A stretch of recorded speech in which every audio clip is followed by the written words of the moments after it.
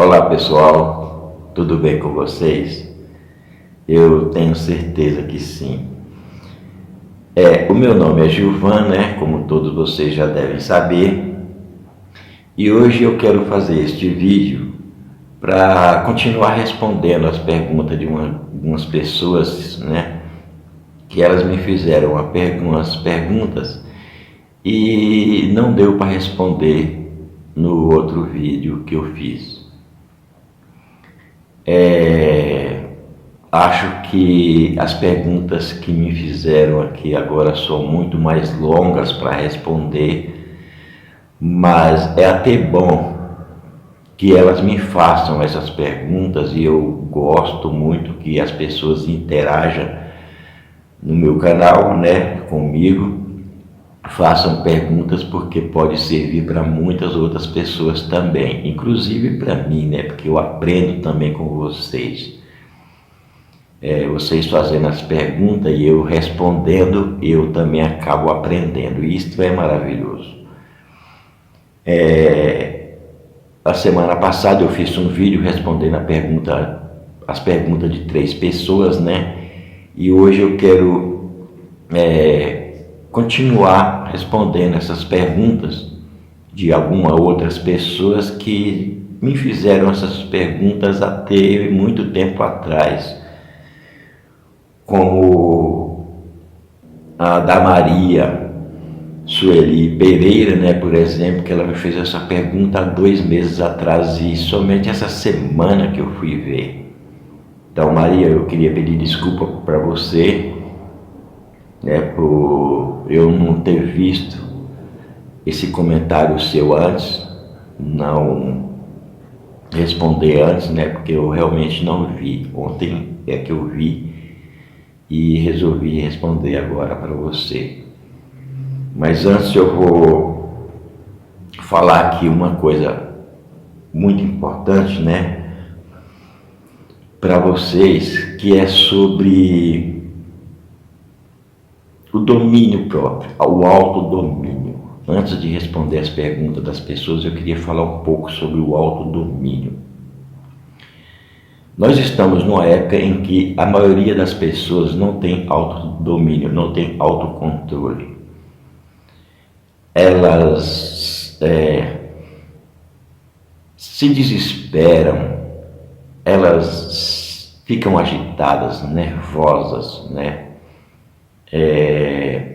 Se aborrecem com qualquer coisa, principalmente com as pessoas, com os fatos, com os acontecimentos que acontecem, né? Então, eu queria pedir a atenção de vocês aqui um pouco para mim dar uma resposta assim para vocês, como ter esse autodomínio. Geralmente as pessoas entram nesses estados assim negativos, né? Porque elas são influenciadas pelas coisas que acontecem externamente, pelos fatos, pelos acontecimentos e pelas outras pessoas. Se uma pessoa faz uma coisa errada, que ela considera errada, ela já se aborrece com a pessoa, ou se entristece, ou fica nervosa, né, com a pessoa. Então ela está sendo influenciada, dominada por situações de fora dela. Ela não tem domínio próprio. E isso é uma coisa que nós não podemos perder, porque é a pior coisa que existe, porque no momento que perdemos o nosso autocontrole, nós podemos fazer coisas que não somos capazes de fazer no nosso estado normal, e nós não nos conhecemos. A gente não consegue conhecer a nós em determinadas situações. Talvez no momento de calma, você pode falar assim: eu reajo a tal situação com tranquilidade. Mas isso é naquele momento que você está calma, que você não está naquela situação. Quando você se deparar realmente com aquela situação, aí é que você vai se conhecer. Que você pode agir de uma forma que você própria não esperava reagir. Então, como adquirir esse domínio? A forma de adquirir esse domínio, em primeiro lugar, né, eu acho até que vocês já estão até cansados de me ouvir falar sobre isso, né? Em primeiro lugar, é praticar meditação. Em segundo lugar, é a observação o tempo todo. Então, quando você, por exemplo, se aborrece com uma coisa que uma pessoa, determinada pessoa fez ou falou, né? E você se aborrece, fica irritada, nervosa, você está indo pelo pensamento dessa pessoa, você está sendo dominada ou controlada, né? Pelo pensamento dessa pessoa, pelas ações dessa pessoa. Os pensamentos dela ou as ações dela se tornaram parte de você, se tornaram você praticamente. Então, o que você deve fazer nessa hora? Na observação, você deve, naquele momento que você observar que está propensa a ficar irritada, nervosa, você ter um pensamento, ou melhor, você formar na sua mente um pensamento contrário, um pensamento positivo. E aí você está fazendo o quê? Você está tendo os seus próprios pensamentos e não os pensamentos do outro. Você não está entrando na sintonia com o pensamento do outro, você está criando os seus próprios pensamentos. Vamos supor que uma pessoa te aborreça de alguma forma e você fala assim: Deus, perdoa essa pessoa porque ela não sabe o que faz. Eu a liberto, eu a perdoo. Esse pensamento é seu, não é o pensamento da outra pessoa. É seu. Então, você ali naquele momento você criou um pensamento, né, que vai logicamente entrar em outro tipo de vibração contrário àquilo que a pessoa fez ou diz. Se você não fizer isso e ficar nervosa, né, ou nervoso, né, ou irritado, ou se aborrecer, então você entrou na sintonia da outra pessoa, dos pensamentos dela. Em outras palavras, os pensamentos seus já não são mais seus, são os dela, porque você se deixou influenciar pelos pensamentos e pelas ações delas. Então, faça o seguinte, mantenha vigilância. E quando acontecer isso, procure buscar um pensamento lá dentro de você, um pensamento positivo, né? Um pensamento baseado nas palavras de Deus, nas verdades de Deus, como por exemplo, eu perdoo essa pessoa, ou maior é aquele que está em mim do que está no mundo. Você pode até repetir essas afirmações para você, até que você sinta a sua frequência mudar, suas vibrações de pensamento mudar, e aí você estará criando, formando os seus próprios pensamentos. E com a prática, se você não tem essa prática ainda, mas com a prática, você fazendo isto, você vai adquirindo o autocontrole, o autodomínio, e aí nada será capaz de perturbar você, nada será capaz de tirar sua alegria, sua paz, né? Sua harmonia. E é onde você encontra a verdadeira felicidade, porque a felicidade verdadeira está em você. Você entrando nos pensamentos dos outros, no embalo dos pensamentos dos outros, né? Ou na frequência dos pensamentos dos outros, ou na frequência dos pensamentos do mundo e dos acontecimentos do mundo, você não tem pensamentos próprios. Os pensamentos seus são dos outros e do mundo.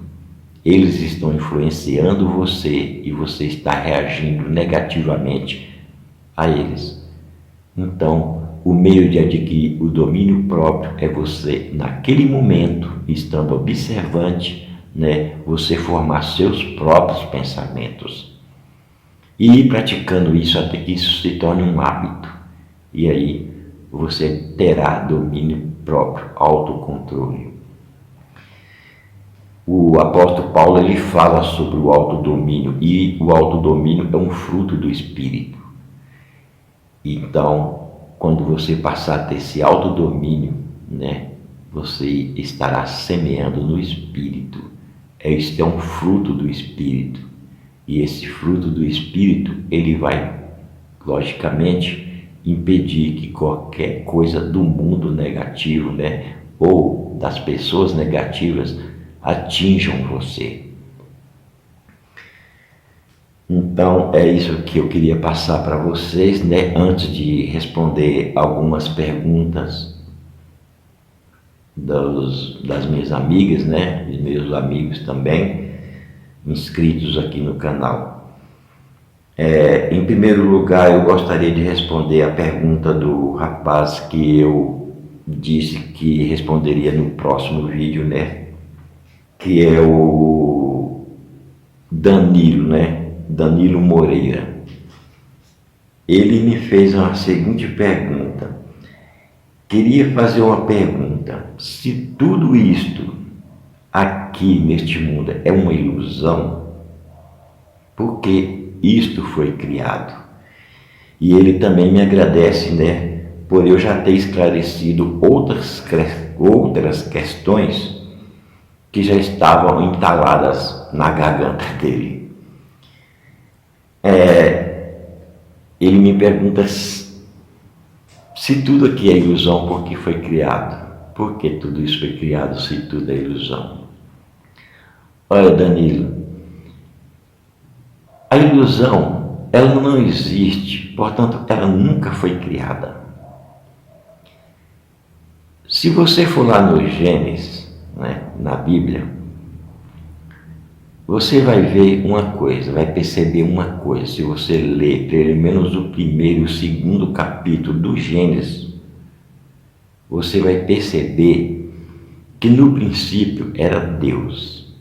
E Deus criou todas as coisas. E tudo que Ele criou era bom. Ele viu tudo que Ele criou e era bom. Ele considerou tudo como muito bom. E a Bíblia refere-se a Ele como Deus. Não usa outro tipo de expressão. Usa a expressão Deus. E no primeiro versículo do segundo capítulo diz que Deus encerrou a sua criação no sétimo dia. Esse sétimo dia não quer dizer 7 dias da semana, como muitos pensam que é, O número 7 na Bíblia, assim como o número 9, representa o infinito, a eternidade. Então, Deus criou todas as coisas boas como boas e mantém essa criação infinitamente e eternamente para sempre. Por isso que está escrito que Ele terminou no sétimo dia e descansou no sétimo dia. Só que esse descanso de Deus não é que Deus foi dormir ou sentou debaixo de alguma árvore e descansou, como muitos pensam, Inclusive tem certas religiões que não trabalham, não faz nada no sábado, justamente por causa da má interpretação dessa passagem. Até na Bíblia mesmo a gente encontra que Jesus foi curar um cego, e ele foi muito criticado, perseguido, até desejaram matar ele porque ele curou um cego no sábado, porque eles achavam que o sábado tinha que ser um dia que ninguém pode fazer nada. Só que o sábado representa o número 7, o sabá, como o próprio Joel Goldsmith também fala. E esse número 7, ele representa o infinito, a eternidade. Deus mantém toda a sua criação como boa por toda a eternidade. E aí, se você continuar no segundo capítulo do Gênesis, você vai entender que a expressão Deus foi substituído por Senhor Deus, ou Jeová, ou Javé Deus. Algumas Bíblias, interpretam como Jeová ou Javé Deus. Se existem outras expressões, eu não sei, mas pelo menos essas duas, Jeová e Javé Deus, eu já vi. E esse descanso de Deus significa o seguinte: é como você realizar um trabalho, um trabalho que você esteja fazendo, bem feito, e quando você chega no fim desse trabalho, você olha para aquele trabalho que você realizou e se sente satisfeito, alegre, tranquilo. Esse é o descanso de Deus. Esse é o significado do descanso de Deus, porque Ele fez tudo e tudo era bom. Como Ele viu que tudo era bom, Ele sentiu satisfação em tudo aquilo que Ele criou. Ou melhor, Ele é a própria satisfação de tudo aquilo que Ele criou. Então, esse é o significado de Deus descansar no sétimo dia. Não quer dizer que Deus não continua trabalhando. Continua sim. Jesus Cristo diz: meu Pai trabalha até agora e eu também trabalho. Então, por que Jesus disse meu Pai trabalha até agora? Porque Deus mantém e sustenta tudo aquilo que Ele criou e continuará sustentando e mantendo eternamente tudo aquilo que Ele originariamente criou. Só que se Deus tivesse descansado como muitas pessoas pensam, de onde Ele ia recuperar forças? Se Ele é a única força, é a força infinita. Como a força infinita pode se esgotar, se cansar e descansar para obter força de quem? De onde? Então, você vê que são interpretações erradas que muitas pessoas fazem por aí. Deus não descansou. O descanso de Deus não significa que Ele foi dormir. O descanso de Deus é porque Ele sentiu satisfação em tudo que Ele criou, porque era tudo bom. E aí Ele terminou a sua obra. A obra de Deus está concluída. Mas aí vem o segundo capítulo, do Gênesis, dizendo que não havia homem, na terra, para regar a terra, e não havia chovido ainda também, sendo que Deus, antes, no primeiro capítulo, já tinha criado o homem à sua imagem e semelhança. Mas no segundo capítulo já diz que não havia homem, para regar a terra. E o homem foi criado a partir do pó da terra, formado do pó da terra, e a mulher foi formada da costela do homem. Deus tirou a costela, Deus não, o Senhor Deus, Isso também é simbólico, mas eu não vou explicar aqui, porque esse vídeo eu acho que vai ser muito longo, que eu tenho que responder muitas perguntas, então eu não vou explicar isso aqui agora, mas uma ou outra ocasião eu explico melhor. E Deus fez o homem cair num sono profundo, e da costela dele fez a mulher.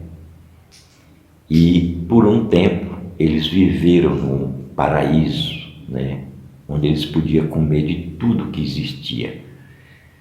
Mas só que eles acabaram sendo enganados pela serpente, A serpente simboliza a nossa mente, a mente do ser humano. Então eles foram enganados pela serpente. O que é ser enganado? Ser enganado significa acreditar numa mentira. Quando você acredita numa mentira, você está sendo enganado. Então, eles foram enganados pela serpente, ou melhor, pela a própria mente deles, a acreditar em mentiras.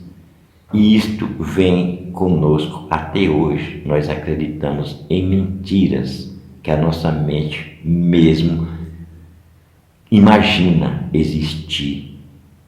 Então, neste ponto, a gente podemos dizer que a ilusão nunca foi criada. A ilusão é só uma imaginação. É uma formação mental, uma formação de uma imagem mental que não foi criada por Deus. O que existe verdadeiramente é somente aquilo que Deus criou e que ele viu que era muito bom e ele encerrou sua criação. A partir deste momento, tudo que foi, vamos falar assim, tudo que surgiu não é criação de Deus, porque Deus havia terminado a sua obra. Então, a partir do segundo capítulo do Gênesis, não é criação original de Deus.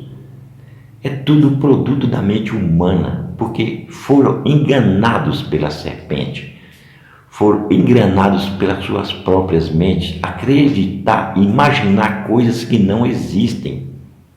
Então a ilusão nunca foi criada, porque originariamente ela não existe. Deus não a criou, portanto, ela não existe. A imaginação, a ilusão não passa de imaginação, somente isto.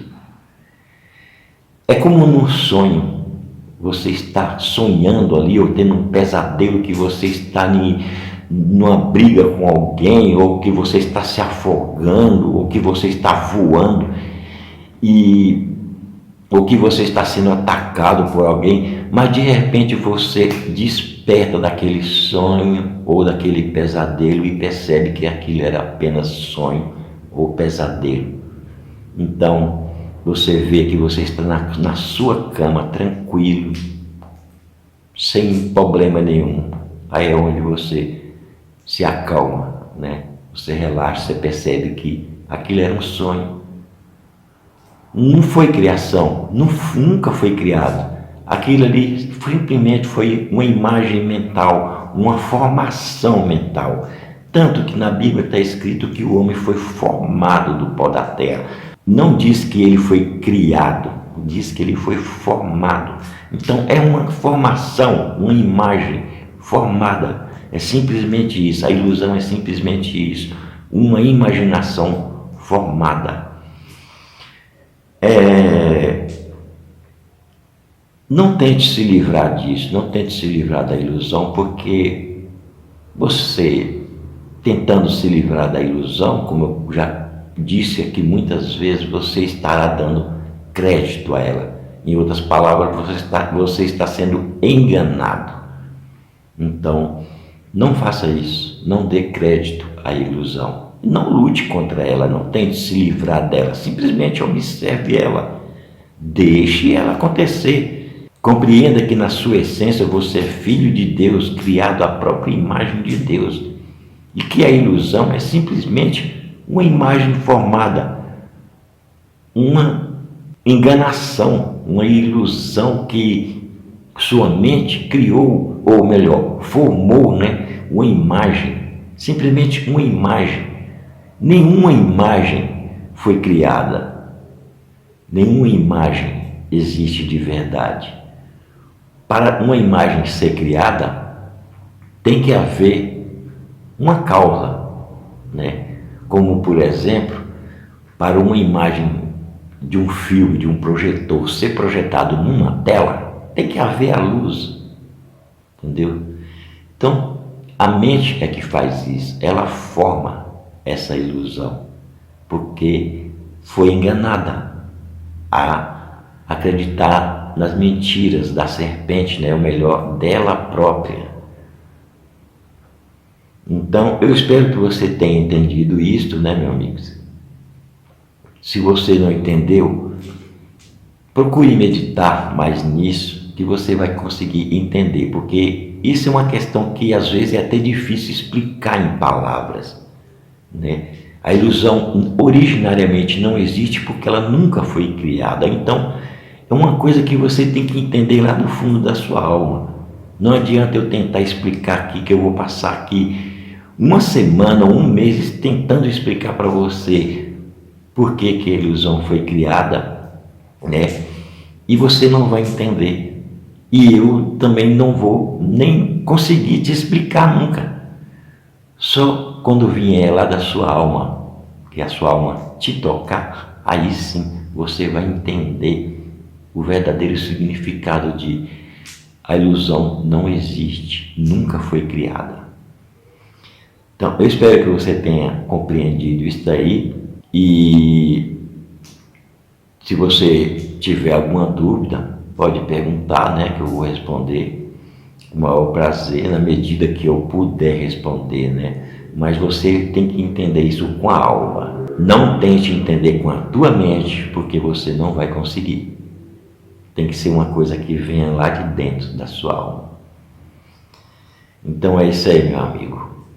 Bom, agora eu vou responder a pergunta do Pedro de Medeiros Nunes, que me faz a seguinte pergunta: por que os grandes mestres, né, apesar de ter alcançado uma certa iluminação espiritual, contraíram doenças como câncer, por exemplo?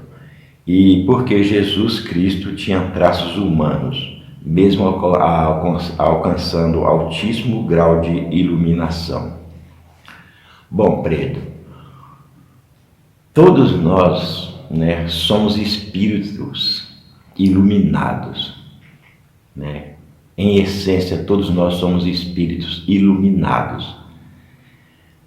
Só que tem uma coisa: quando nós encarnamos ou nascemos neste mundo, nós precisamos ou assumimos uma forma, e essa forma é sempre humana. Até mesmo os animais, né, as plantações, tudo neste universo que está vivo, em essência, são a vida de Deus. Mas quando se manifestam neste mundo, eles adquirem forma, tem que se manifestar através da forma, porque nós em essência somos infinitos, e o infinito, para ele se manifestar, ele tem que adquirir formas. O infinito não pode se expressar, porque ele é infinito, não tem como ele se expressar. O infinito tem que adquirir ou assumir uma determinada forma para ele se manifestar nesse mundo tridimensional. E essa forma é sempre humana ou de acordo com a natureza dos animais, né? Ele tem que se manifestar de acordo com essa própria natureza, com a natureza de cada um. E as formas, elas estão sujeitas a tudo neste universo aqui, neste mundo tridimensional, inclusive ao hipnotismo universal que Joel Goldsmith menciona muito, né? Os mestres espirituais, Jesus Cristo, em relação assim a nós, né, não tem diferença nenhuma, a não ser o fato de eles terem alcançado um grau elevado de espiritualidade.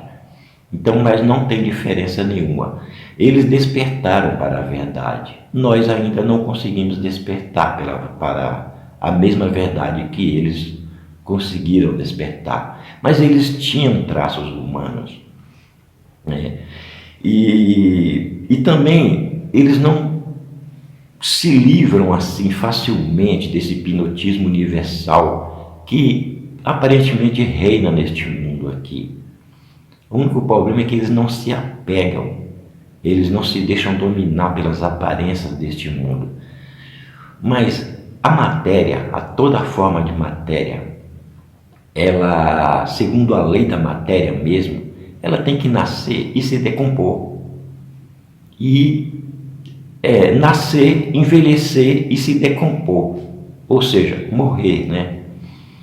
Essa é a lei da matéria. A matéria, como ela não existe, né, por si mesma, e como ela é uma espécie de vibração que nossos sentidos captam como matéria, que na verdade é energia pura.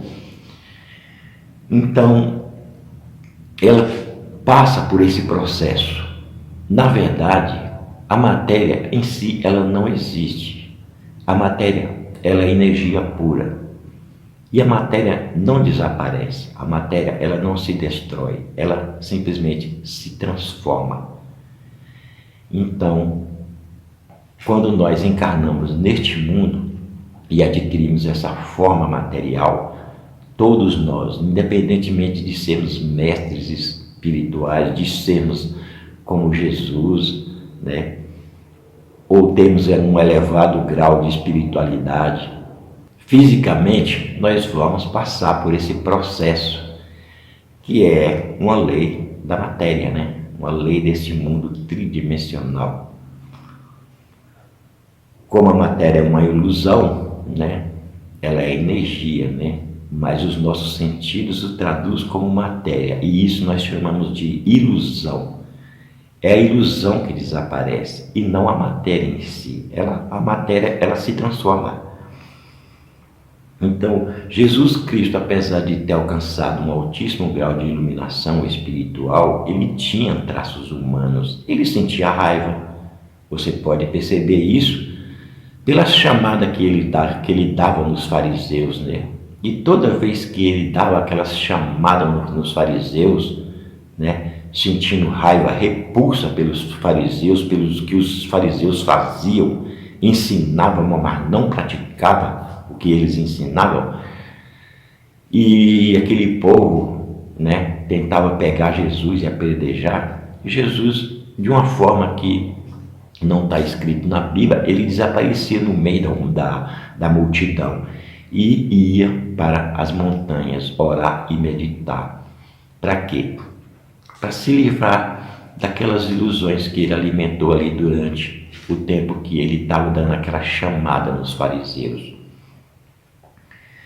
Então, ele sentiu tudo que nós sentimos, Jesus também sentiu. O único problema é que Jesus não se apegava e ele não considerava este mundo como sendo o mundo real dele. O mundo dele, o reino dele, era de outro mundo, era de Deus, era o reino de Deus.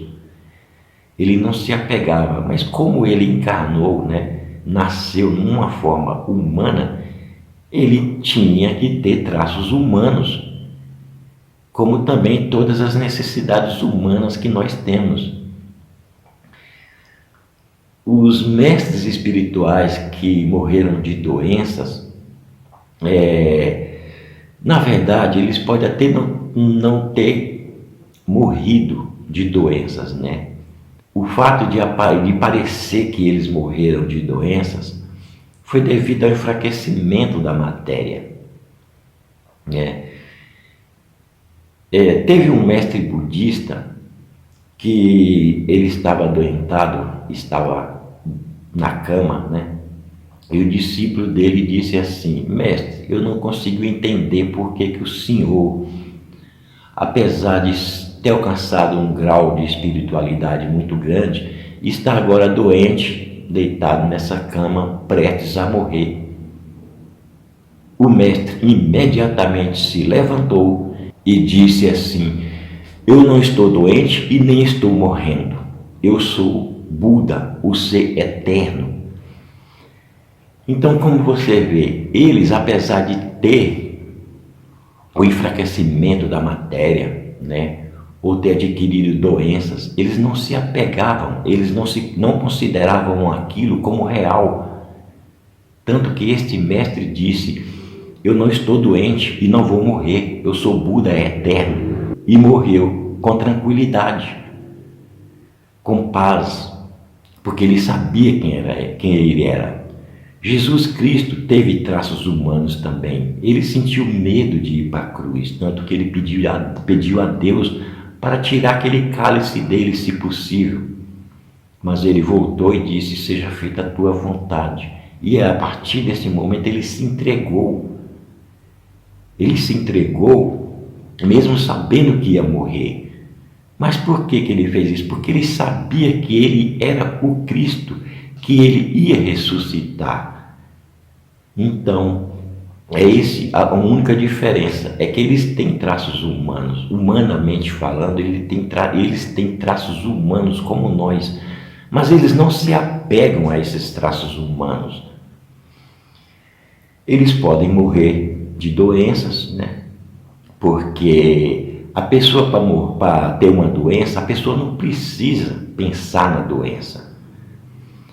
Um simples estado mental negativo é o suficiente para fazer uma pessoa ficar doente. Um simples sentimento, uma emoção negativa, um pensamento negativo mesmo, que a pessoa alimente, já é o suficiente para fazer uma pessoa ficar doente. A pessoa não precisa necessariamente pensar, eu vou adquirir um câncer, ou, nossa, eu estou com medo de ficar com tal doença. Não, ela não precisa pensar na doença. Um simples criticar os outros, julgar os outros, ter raiva, ódio, já é motivo para adquirir uma doença.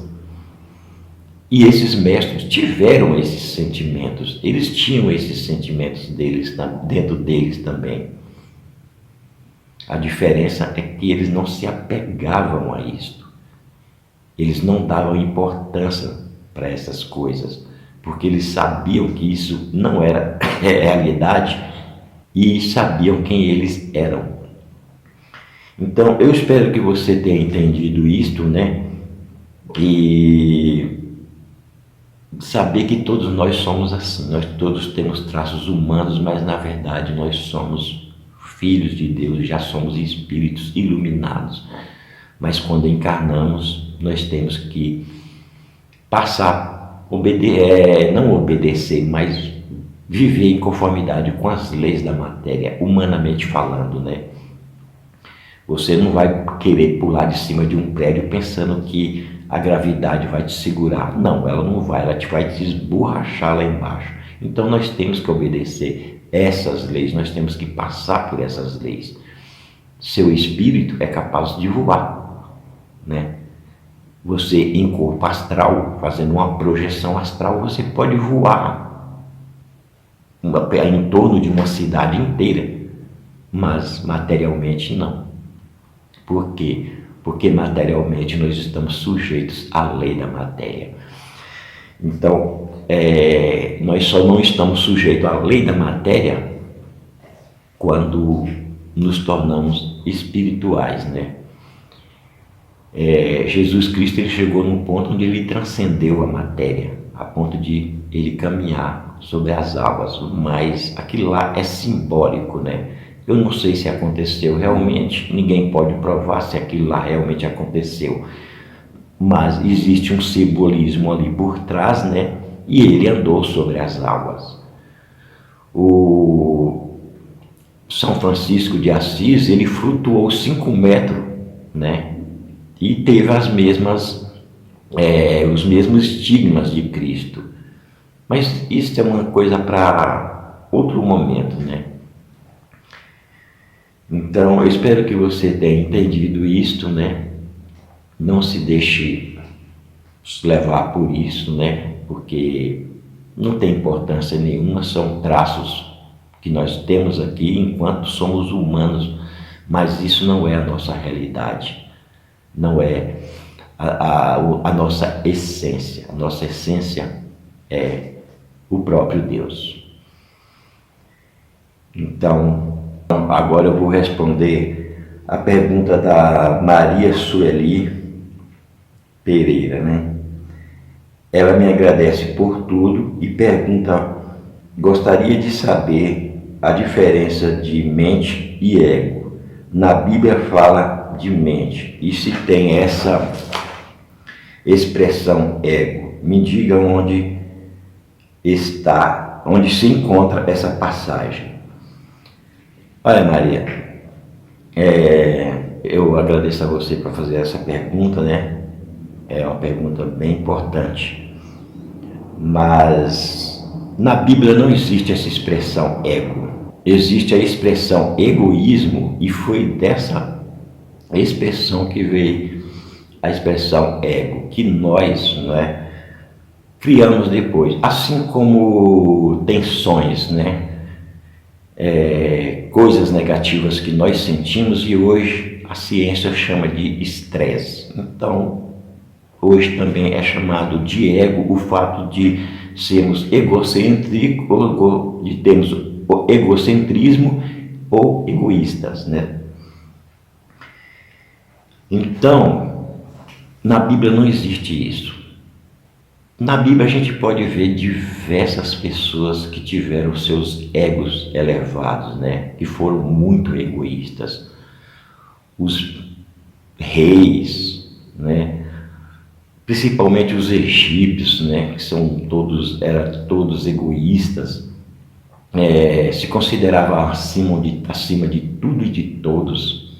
Na verdade, o ego é orgulho, né? Orgulho. Uma pessoa que se coloca acima de tudo e de todos é uma pessoa orgulhosa, egoísta. A gente podemos dizer que egoísmo é aquela pessoa que só pensa em si. Para ela, os outros não têm importância. Mas ela se acha autossuficiente, né? Ela acha que vive com sua própria força, que tem vida própria. E geralmente essas pessoas, elas se dão mal justamente para elas abandonar esse egoísmo, esse orgulho que elas têm. Para elas compreender que elas não têm vida própria, né? Que elas não existem por si mesmas, que existe uma força maior que criou, mantém e sustenta ela. Sem essa força maior, ela não é nada. Mas devido à ilusão dela, ela pensa, né, ser tudo. Jesus Cristo disse que nós devemos ser humildes como criança, ter um coração puro como criança, a ponto de referir que ao reino de Deus pertence as criancinhas, porque elas são humildes. Nós podemos comparar aqui a humildade com o egoísmo da parábola que Jesus diz, né, sobre aqueles dois homens. Um chegou e disse assim: Senhor, eu sou um homem que ora muito pelo Senhor, ajudo o próximo, faço isso, faço aquilo, vou ao templo,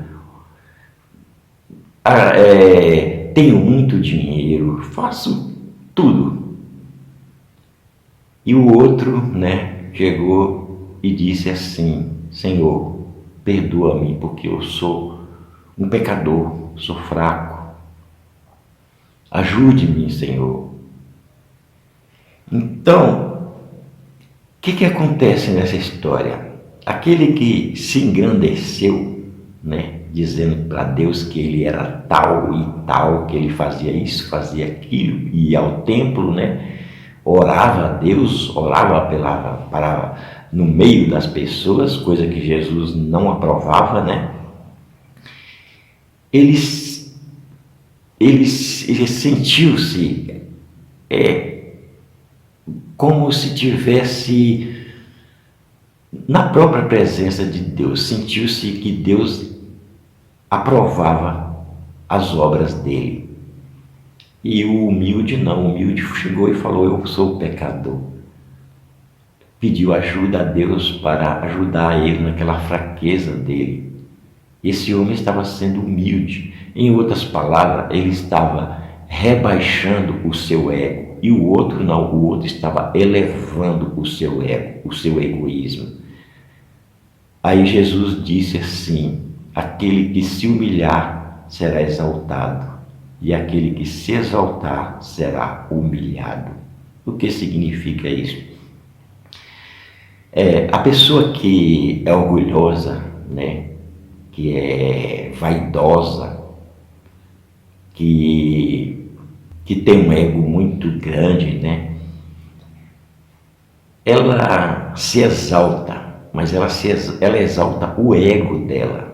É como eu disse que agora, o ego, ele quer ser grande, ele quer ser maior do que tudo, de que todos, ele quer passar por cima de todos e de tudo.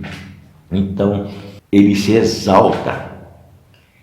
E como eu disse antes, ele vai, essa pessoa que tem esse ego muito elevado, com certeza ela vai passar por problemas grandes para poder abandonar esse orgulho, esse ego dela, essa vaidade. E agora, aquele que se humilha, não. Aquele que se humilha, que humilha o ego, que fala, esse ego não é nada, esse ego não existe, esse ego é pecador, esse ego sem Deus não é nada, eu sem Deus não sou nada. A pessoa que faz isso, que humilha o ego, ela será exaltada por Deus, ela se engrandecerá perante Deus. Se você ler na Bíblia, você vai encontrar diversas passagens que muitas pessoas tiveram esse tipo de ego grande, de egoísmo. Até os próprios discípulos de Jesus que queriam sentar lá em cima, à direita de Jesus. Jesus olhou para eles e disse: quanto a sentar à direita de mim, não me cabe fazer isso a vocês. Então, nós temos que fazer o quê? Nós temos que sempre procurar humilhar o nosso ego e exaltar o nosso eu verdadeiro. Você me pergunta se na Bíblia existe essa palavra. Não existe. Eu pessoalmente nunca encontrei essa palavra, mas ela vem de egoísmo, de egocentrismo, né? De orgulho. E a mente, né, que você se refere, eu posso dizer para você assim, que a mente, ela quando nós nascemos, nossa mente é pura. Ela pode trazer alguns traços, né, algumas coisas de encarnações passadas, mas tudo isso é esquecido. É como se fosse apagado. E nós nascemos aqui com a mente pura. Mas aí no decorrer dos nossos anos, né, dependendo da nossa convivência com as pessoas, com a nossa própria família, nós vamos adquirindo o ego, né, que pode ser um ego que vai representar um papel bom ou um ego que vai representar um papel mau. Isso porque somos ensinados que existe dois poderes. Assim sendo, né, como nos é ensinado que existe dois poderes, tanto o bem como o mal, e isso nós aprendemos desde criança, então nós criamos um ego bom e um ego mau. Às vezes, um é mais bom do que mal, e às vezes um é mais mal do que bom. Isso vai depender da nossa convivência, do que aprendemos neste mundo, dos nossos pais, né? E daquilo que nós também escolhemos, daquilo que nós mais alimentamos. Então, Maria, aí se você for lá na Bíblia e procurar ler ela direitinho, você vai entender que existe diversas passagens onde muitas pessoas tinham seus egos elevados, né? Eram orgulhosos. Isso porque a mente de todas as pessoas, assim como nós hoje, né? Tem muitas pessoas que têm a sua mente voltada mais para as coisas materiais, né? Para o ego. Muitas querem ser melhor do que os outros, querem passar por cima dos outros, estão acima dos outros e de tudo. Isto é o ego, não é o Cristo dentro dela que está agindo, né? Ou que está manifestado. Isto é o ego. E essa pessoa vai ter sérios problemas para ela poder deixar este ego, abandonar este ego, né? Então é uma passagem na Bíblia que diz assim: não se engane, se alguém quiser ser sábio neste mundo, faça-se louco. Por que a Bíblia diz isto? Né? Se alguém quiser ser sábio neste mundo, faça-se louco, seja louco. É porque a sabedoria deste mundo aqui é falsa, é ilusória. Somente a sabedoria de Deus é verdadeira, é real. E a sabedoria deste mundo aqui é louca, ela é uma ilusão. Então, você, para ser sábia neste mundo, ou uma pessoa para ser sábio neste mundo, ela tem que se fazer louca. Ou melhor, ela não se deixa dominar pelas coisas deste mundo. Se eu disser para uma pessoa que a doença não existe, essa pessoa vai me considerar como louca. Louco, né? E na verdade quem está sendo louco é ela. Por quê? Porque ela está acreditando numa mentira, numa ilusão deste mundo. Ao passo que eu estou afirmando a realidade, a verdade. A doença não existe porque ela não é criação de Deus. Então, a doença não passa de ilusão. Se você disser para uma pessoa que este mundo aqui é um mundo irreal, um mundo que não existe, ela vai dizer que você é louca. Mas na verdade você está sendo sábia, porque na verdade este mundo não existe mesmo. O que existe é o mundo de Deus. Não seja sábio a seus próprios olhos, né? Como diz a Bíblia.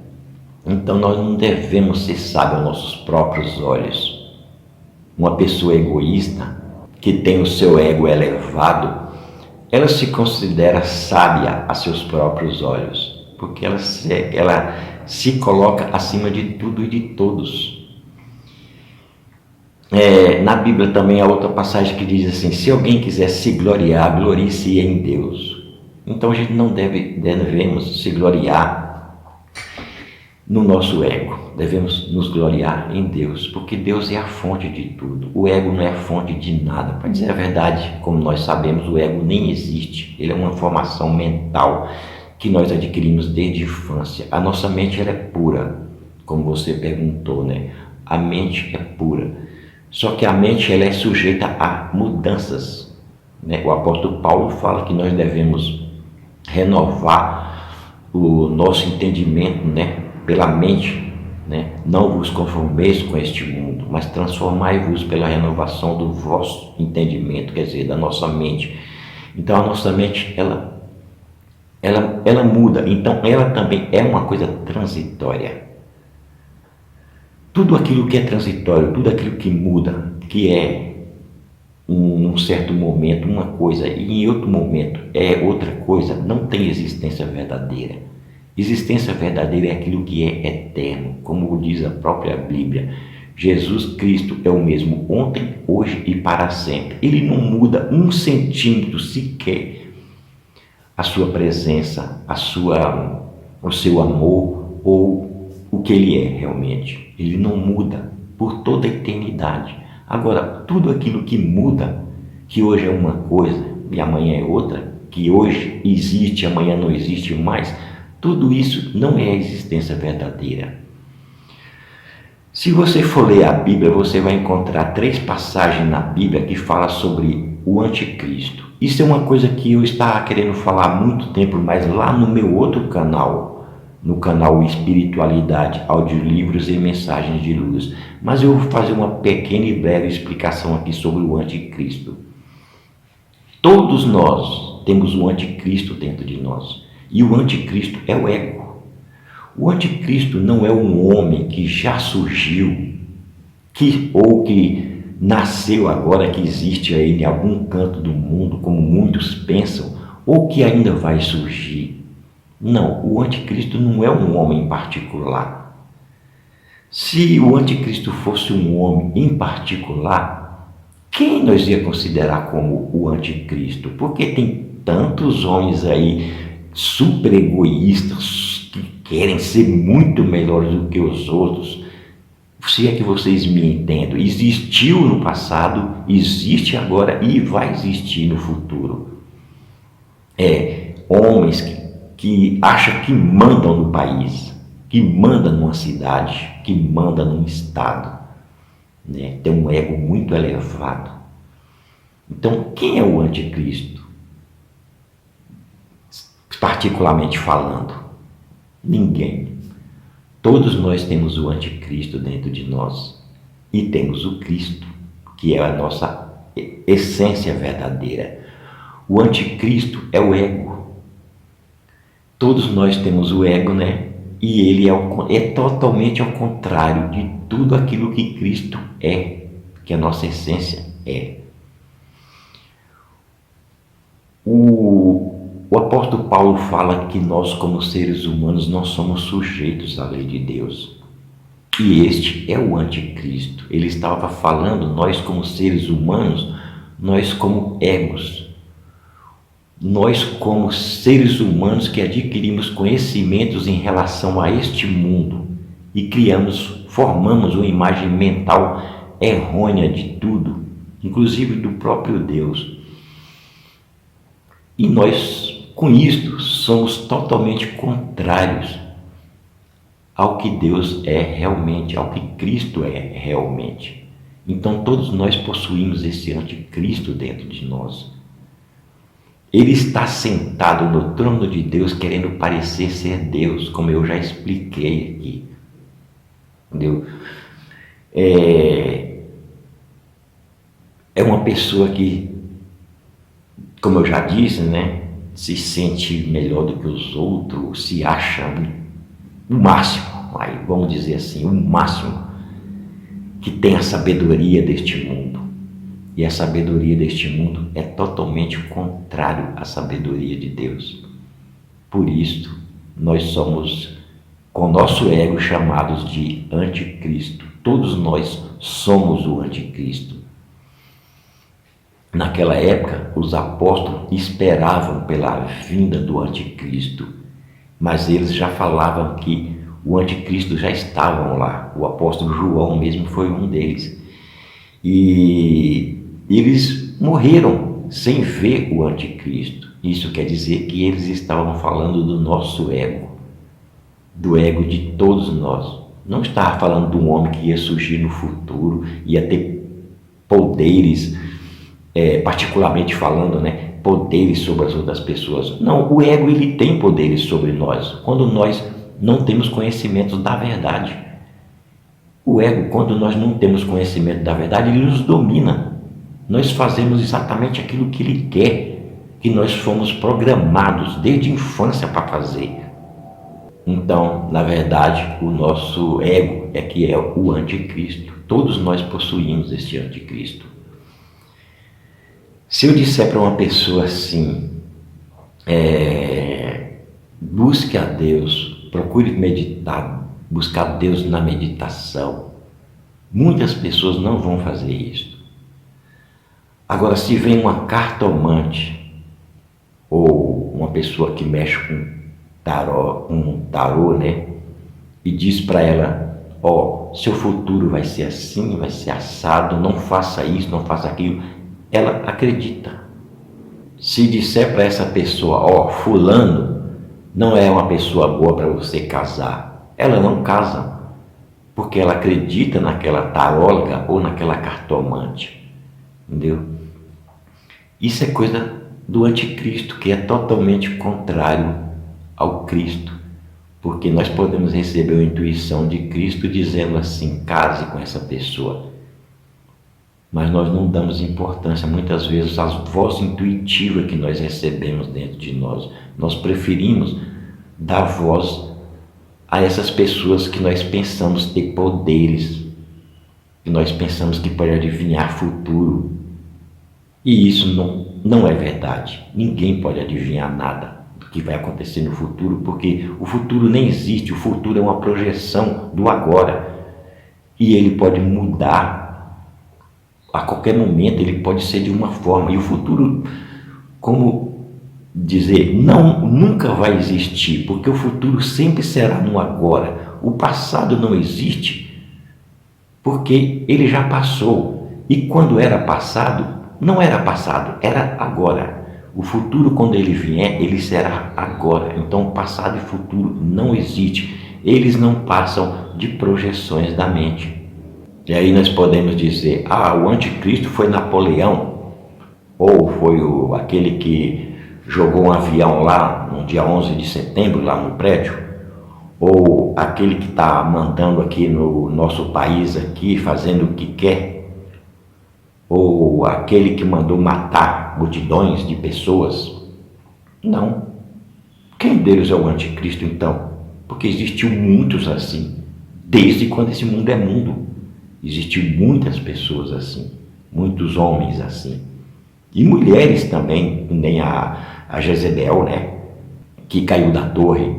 Então, existiu muitas pessoas assim. E quem é o anticristo, então, em particular?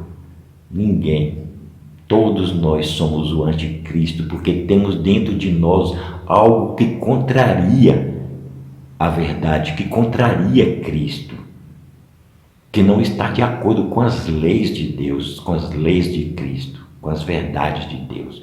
Então todos nós temos esse ego dentro de nós, esse anticristo, e ele nos domina. Foi dito que ele dominará a humanidade. Ele domina nós, ele domina todos nós que temos ele. Nós que não temos conhecimento, né? Não vigiamos nossa mente, nem praticamos a meditação e nem buscamos a Deus. Principalmente as pessoas que com um grande senso de ego, com um egoísmo muito grande. Nós vemos isso muito por aí, né? Então, Maria, eu espero que você tenha entendido isso aí.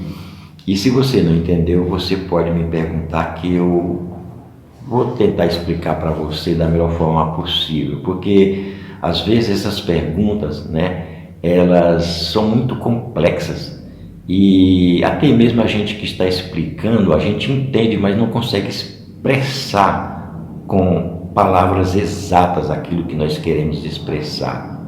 Mas você deve ter entendido pelo menos um pouco o que eu falei, né? Tem também a pergunta de seu Teodoro da Silva. Ele me pergunta se eu posso explicar o significado da passagem bíblica em 2 Coríntios 15, 19, 24 e 25. Se esperamos Cristo só nesta vida, somos os mais miseráveis de todos os homens. Olha, Disseu, Cristo representa a verdade, né? Cristo é a verdade. Se nessa vida, né, aqui, eu tenho certeza que o apóstolo Paulo não quis dizer nesta vida, mas nesta existência, né? Se nós conhecemos ou esperamos a Cristo nesta existência aqui somente, então nós realmente somos os mais miseráveis dos homens, porque vamos viver em ilusão, uma vez que Cristo representa a verdade. Nós partimos para o mundo espiritual e levamos conosco todos os nossos conhecimentos. E se nós conhecemos, né, somente a ilusão que nós adquirimos neste mundo, nós vamos padecer, sofrer no mundo espiritual da mesma forma. Então nós temos que conhecer Cristo em todas as existências, porque nós passamos por muitas existências, e isto prova que a reencarnação é uma coisa que acontece neste mundo tridimensional, logicamente, né? Não no mundo de Deus, mas neste mundo aqui de 3 dimensões, a reencarnação, ela existe. Nós vamos e voltamos em uma nova forma, porque a vida não morre. A passagem fala nesta vida, né? Mas eu tenho certeza que ele quis falar nessa existência, porque se nós falar nesta vida e falar a outra vida, nós vamos fazer uma comparação de que existe 2 vidas, e não existe 2 vidas, só existe uma. A única coisa que acontece é que essa vida que nós estamos vivendo agora, ela vai, né, passar para uma outra dimensão, podemos dizer assim. Mas é a mesma vida. Não existe duas vidas. E nós devemos conhecer a verdade, Cristo, né? Tanto nessa existência como na outra existência. Ou então nós sofreremos com nossas ilusões. Porque você pode perceber que no versículo 21 de 1 aos Coríntios 15, 21, diz que, porque assim como a morte veio por um homem, que é Adão, né? Também a ressurreição dos mortos veio por um homem, que é o Cristo. Todos nós em Adão morremos, porque Adão representa o nosso corpo carnal, o nosso ego, o nosso homem falso, a nossa imagem falsa. E Cristo é a nossa imagem verdadeira, é o nosso eu verdadeiro. Então todos nós em Adão, nós morremos, porque somos pó e voltamos ao pó. Mas em Cristo não, em Cristo que é a nossa vida, nosso espírito verdadeiro, nós somos eternos. Por isso que está escrito isso aqui, né? A ressurreição veio por um homem só. Nós só podemos despertar em Cristo Jesus.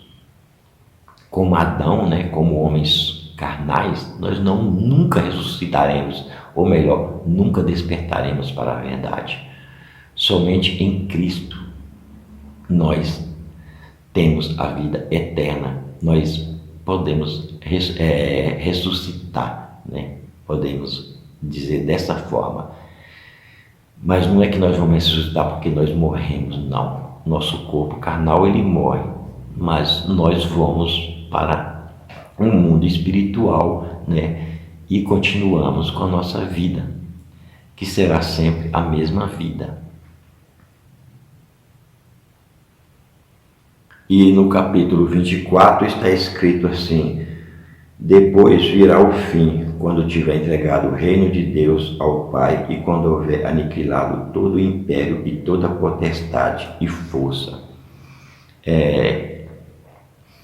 O fim não é o fim de nós, né? É o fim do nosso sofrimento, o fim das ilusões, né? O fim da morte, né? Tudo será entregue ao Pai, né? Por nós. Toda a potestade, né? Toda a força que parece existir, que são na verdade forças ilusórias, elas serão aniquiladas. Todas as nossas ilusões serão aniquiladas. E quando tudo isso for aniquilado, nós então estaremos entregues a Deus. Como diz naquela passagem, né? Todo joelho se dobrará diante de Deus. Muitas pessoas interpretam isso como muitas pessoas ajoelhadas, né? Na frente de Deus, como a gente faz nas igrejas, né? Ajoelha ali. Mas não é isso. Todo joelho se dobrará diante de Deus quer dizer que todos nós reconheceremos que Deus é o único poder e não existe outro. É isso que quer dizer todo joelho se dobrará diante de Deus. Nós vamos chegar a um dia que reconheceremos Deus como o único poder. É isso que a referida passagem quer dizer. Porque convém que reine até que haja posto a todos os inimigos debaixo dos seus pés. Esse está no versículo 25. Então, todos os inimigos estarão debaixo dos pés de Cristo, né? Ou melhor, do nosso eu verdadeiro. Em outras palavras, todas as nossas ilusões, elas serão eliminadas. Não existirá mais ilusão alguma. O fato delas estarem debaixo dos nossos pés, como está escrito, significa que nós estamos acima delas. Nós transcendemos as ilusões. Não nos importamos mais com elas. Então, a Bíblia se refere a isso como estando debaixo dos nossos pés. Mas, na verdade, o significado é que nós estaremos acima das nossas ilusões. Em outras palavras, não existirá mais ilusão.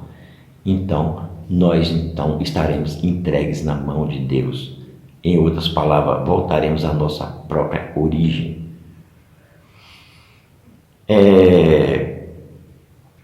Você também me pergunta sobre o rapaz, né, o homem lá que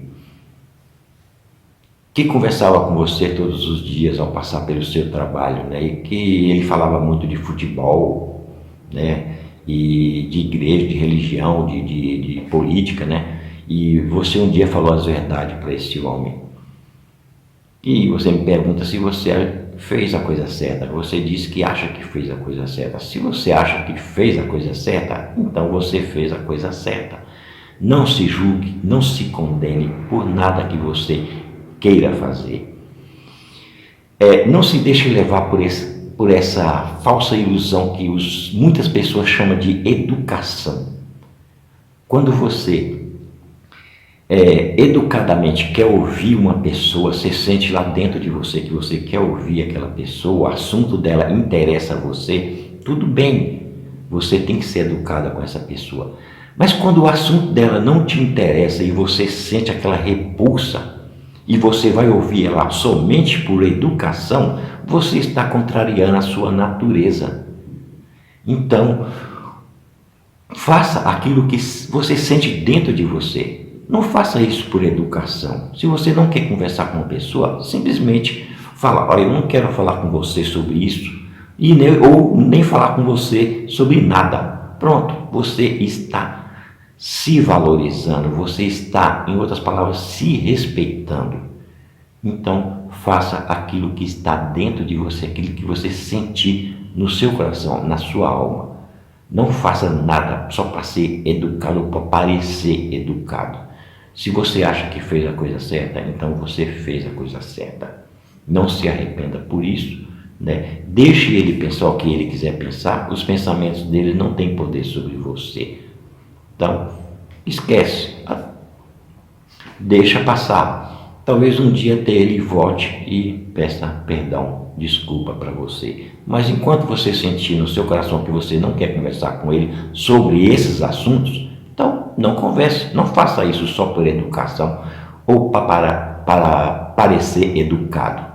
Se lá no fundo você está sentindo aquela amargura, aquela vontade de correr, não faça isso. Você está desrespeitando a sua própria natureza. Então, pessoal, é isso aí. Como hoje é o penúltimo dia do ano, né? Então, eu desejo a todos vocês um ano repleto de alegria, de felicidade. Eu agradeço a todos vocês que me acompanharam neste ano todo, né? Que fizeram perguntas, que fizeram comentários, né? Pessoas que gostam dos meus vídeos. Eu sei que tem umas que não gostam, mas eu não posso fazer nada contra essas pessoas, né? Eu faço isso com amor, né? Para todas as pessoas. Não sou perfeito, né? Como ninguém é perfeito, né? Em todos os ensinamentos a gente vai encontrar falhas. Às vezes nós não temos palavra para expressar a verdade que nós queremos expressar, porque a verdade ela não pode ser facilmente expressada com palavras. Por isso, muitas vezes a gente erra naquilo que a gente quer falar realmente, né? Como neste vídeo mesmo, eu posso ter errado em algumas respostas, né? Mas eu desejo para vocês um feliz ano novo, um 2023 repleto de paz, de alegria, tanto para vocês como para os amigos de vocês, os familiares de vocês. E nós estaremos aí no próximo ano, se Deus quiser. Então, pessoal, é isso aí. Felicidade, muita gratidão a todos mesmo, de todo o meu coração. Felicidade mesmo, gratidão. E até o próximo ano, se Deus assim nos permitir. Muito obrigado a todos e felicidade a todos vocês.